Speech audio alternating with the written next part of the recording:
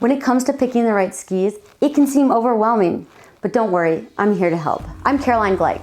I'm a professional ski mountaineer with over 20 years of experience, and I'm partnering with Backcountry to help inspire you to get out in the snow this winter. Let's talk about ski specs. Ski specs are the numbers that we use to talk about skis. We'll start by talking about widths. Each ski is going to have a 3-number measurement printed on it or listed in the ski specs description on a website. These 3-number measurements refer to the tip, waist, and tail of the ski. Waist widths is a really common way that we talk about skis, and those generally start around 60 millimeters, which is a really narrow, skinny ski, to about 130 millimeters, which is a wider ski designed for skiing powder. Narrower waists make quicker turns. They're easier to get on edge, whereas wider skis are more designed for flotation in deep powder snow. If you're gonna get one ski to do it all, I recommend choosing a ski with a waist width between about 85 millimeters and 100 millimeters. That gives you the most versatility in a wide range of conditions.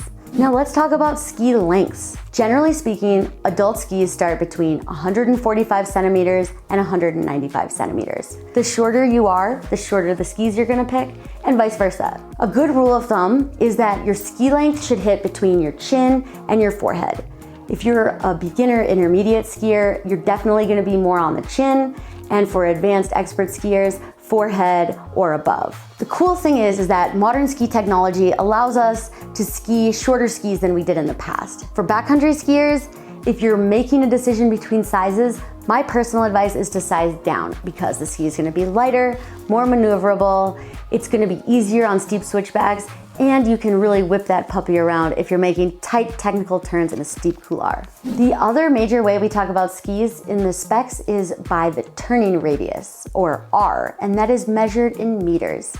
Generally speaking, a turning radius under 16 meters means the ski likes to make short to medium turns, 16 to 22, medium to large turns. Over 22 meters, that ski is gonna wanna go fast and make really big turns. The last thing to look at is the camber or the rocker of a ski. That's kind of how the skis line up. So more rocker means you have more rise in the tip. It's gonna make it easier to plow through powder and crud, but you might lose some edge grip in icy or firm snow conditions. More traditional camber makes better contact with the snow in icy or firm snow conditions. They might be a little bit harder to ski. My personal recommendation is to pick a ski that has more traditional camber underfoot with early rise to give you the best of both worlds. Here are a couple of tips to help you make your decision. First of all, decide what your goals are. Do you want to rip groomers in the resort, hit jumps in the park, or do you want to ski in the backcountry? Be really honest about where you're going to be using the skis and in what conditions, and then shop skis in those categories. My next tip is you can use regular alpine skis for backcountry ski setups. So you can take a regular ski and put a backcountry specific binding on it. However, if you have the budget, I do recommend looking and shopping for a backcountry specific ski because it's going to be lighter and more geared for uphill as well as downhill performance.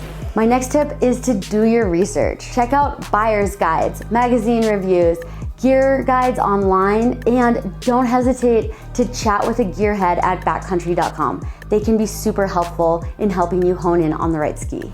Lastly, ski days are super precious, and finding the right gear can help you maximize fun. Take your time and insist on getting the right skis for you.